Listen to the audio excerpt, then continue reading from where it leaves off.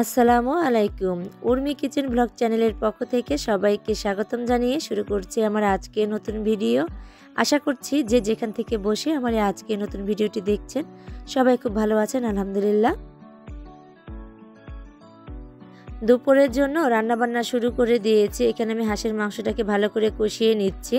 এখানে মাছ ভেজে রেখেছি, 2 রকমের ডিম ভেজে রেখেছি, আর এখানে কবুতরের মাংস কেটে ধুয়ে পরিষ্কার করে নিয়েছি, চাল ভিজিয়ে নিয়েছি, চিতই পিঠা বানাবো। তো সব কিছুই একা হাতেই করে নিচ্ছি। ছোট জাও কিন্তু আমাকে সাহায্য করে নিচ্ছে। একা একা তো আর সব কাজ করা সম্ভব না তাড়াহুড়ো করে, যেহেতু আজকে আমি অনেক রান্নাবান্নারই আয়োজন করে নিচ্ছি। আর মাছের মাথা দিয়ে আমি ডাল রান্না করে নিয়েছি। এই রান্নাটা আমি প্রথমেই করে নিয়েছি, সেটা আর শেয়ার করিনি। আর ব্লেন্ডারে আমি চাল ব্লেন্ড করে নিয়েছি। এখানে তো আমি চিতই পিঠার গোলাটা তৈরি করে তারপরে পিঠা বানিয়ে নেব। দুধ রস রেডি করে নিয়েছি এখানে। আর বাকি রান্নাবান্নাগুলো কমপ্লিট করে নিয়েছি, শেয়ার করতে পারিনি, অনেকটাই ব্যস্ত ছিলাম রান্নাবান্না নিয়ে। তো এখানে আমি চিতই পিঠা বানিয়ে নিচ্ছি। আজ আমার ছোট ভাই আসছে অনেক দিন পর, ওকে অনেক কষ্টে রাজি করিয়েছি এসে একটু মানে আমাদের এখানে বেড়াতে। তো ও তো থাকবে না, এসে চলে যাবে, যেহেতু ছোটোখাটো একটা ব্যবসা করে, তো যার কারণে ও আমাদের কারো বাসায় আসার সুযোগ হয় না, আসতেও চায় না। ও যেন কেমন কারো বাসায় যেতে চায় না। তো যাই হোক, তো ও আসবে, তো সেই আনন্দেই আমি যতটুকুই সম্ভব খুব তাড়াহুড়ো করেই মানে আয়োজনগুলো করে নিচ্ছি। একদম সকাল থেকেই কিন্তু আয়োজন করে নিয়েছি, সব কিছু রেডি করতে করতে আমার তো অনেকটাই সময় লেগেছে। তো দুপুরে রান্নাবান্নাই করে নিচ্ছি যেন ও আসার আগেই আমার সব রান্নাবান্নাগুলো কমপ্লিট হয়ে যায়। অনেক অনুরোধ করে তারপরে যেহেতু ওকে আসতে বলেছি যে এসে আমাদেরকে দেখে যাও। তারপর তো ও রাজি হয়েছে। তো এখন ওর আসার অপেক্ষায় আছি। তো এক এক করে রান্নাগুলো কমপ্লিট করে এখন চিতই পিঠাগুলো বানিয়ে নিচ্ছি। দুধ রসের মধ্যে ভিজাবো আর কিছু শুকনা রেখে দেব। প্রতিদিনের মতো আমার সকল প্রিয় আপু ভাইদেরকে মনে করিয়ে দিচ্ছি এবং রিকোয়েস্ট করে নিচ্ছি, ভিডিওর শুরুতে যারা লাইক দিতে ভুলে গেছেন প্লিজ ছোটো করে একটা লাইক দিয়ে দিবেন। আর আমার চ্যানেলটিকে যারা এখনও সাবস্ক্রাইব করেননি, আমার আজকের ভিডিওটির কোনো অংশ ভালো লেগে গেলে সাবস্ক্রাইব করে পাশে থাকার বেল আইকনের অল অপশনটি প্রেস করে আমার পাশেই থেকে যাবেন। চিতই পিঠাগুলো খুবই সুন্দর হচ্ছে মাশাআল্লাহ আলহামদুলিল্লাহ। এই পিঠাগুলো কিন্তু জালিদার পিঠা হচ্ছে, আর এই পিঠা ভিজতেও খুব সহজেই মানে ভিজে যায় আর কি, খুব সহজেই এই পিঠাগুলো। তো আমি এই পিঠাগুলো বানাতে আমার কাছে কিন্তু খুব ভালো লাগে, তবে অনেক সময় নিয়ে বসে থাকতে হয়, এদিক থেকে একটু কষ্টদায়কও হয়। তারপরও ভালো লাগে, পিঠা যদি খুব সুন্দর করে বানানো যায় আর খুব সুন্দর করে ফুলে ওঠে তাহলে কিন্তু বানাতে কোনো কষ্টই লাগে না, কষ্টও মনে হয় না। তো আমি এত তাড়াহুড়ো করেছি যে সময়ের মধ্যে সব কিছু তো কমপ্লিট করে নিতে হবে, তাই খুব চেষ্টায় আছি যে তাড়াহুড়ো করে সব কিছু করে নেওয়ার। তো আলহামদুলিল্লাহ সময়ের মধ্যেই সব কিছু করে নিতে পেরেছি। তো ভাইকেও বারবার ফোন করে নিচ্ছিলাম যে কোথায় আছে, কোন পর্যন্ত এসেছে। তো বারবার ফোন দিয়ে ওকে বলছিলাম যে সাবধানে আসার জন্য। তো আমি সব রান্না যেহেতু কমপ্লিট করেছি, আর বাড়তি আমার যে এত কাজ, সব কাজও কিন্তু এরই ফাঁকে করে নিয়েছি।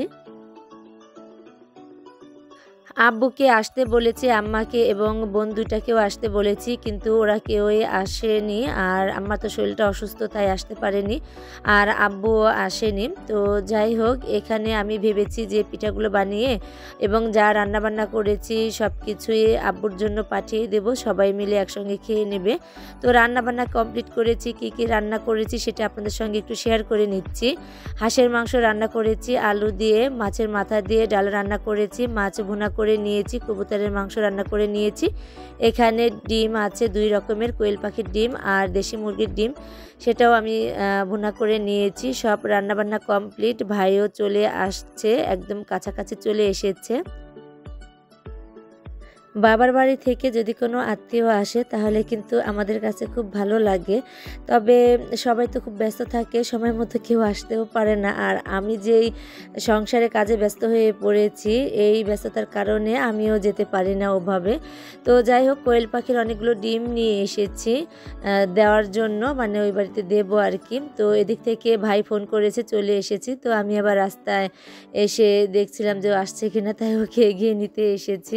তো ভাইকে দেখে আমার এত ভালো লাগছে যে অনেক দিন পর ও এসেছে, আর এত অনুরোধ করি আমাদের বাড়িতে বেড়ানোর জন্য, ও আসতেই চায় না। ওর কোথাও গিয়ে নাকি ভালো লাগে না, অথচ বন্ধু বান্ধবের বাড়িতে যায়, কিন্তু আমাদের এখানে আসতেই চায় না। তাই ওর সাথে কথা বলছিলাম, আর ও তো অনেক কিছুই নিয়ে এসেছে। আর কি বলবো, মানে এত আনন্দ লাগছিল। আমার ছোটো বোনকেও বলছিলাম তুই তো আসবি না, তোকে এতবার বলি আসার জন্য, কেউ আসে না, শুধু আমাকেই যেতে বলে। বলেন তো আমার এত কাজে রেখে, এত সংসারের এত ঝামেলা রেখে আমি কিভাবে যাই? এরা যদি না আসতে পারে, এদের তো কোনো ঝামেলাই নাই। তবে আমার যে শ্বশুরবাড়ি অনেক দূর, যার কারণে কেউ আসতে চায় না, তাহলে আমি কিভাবে যাই? তো এটা নিয়েই আমাদের মধ্যে একটু ঝামেলা চলে। তো আমি বলেছি আমি আর কারো বাড়িতে যাব না, তোমরা যদি না আসো। তো এটা বলেই আমরা আর কি ঝামেলা বাঁধাই আর কি। তো যাই হোক, এখানে খাবারের ব্যবস্থা করে দিয়েছি। এখানে আমি যা যা রান্না করেছি সব কিছুই দিয়েছি, যেহেতু আমার ডাইনিং টেবিলের ব্যবস্থা নেই, আমার সব কিছুই এলোমেলো, আপনারা তো জানেন। তো তাই বিছানাতেই আমাদের খাওয়ার আয়োজনটা করি, আবার কখনো ফ্লোরে বসে খাওয়া দাওয়ার আয়োজন করি।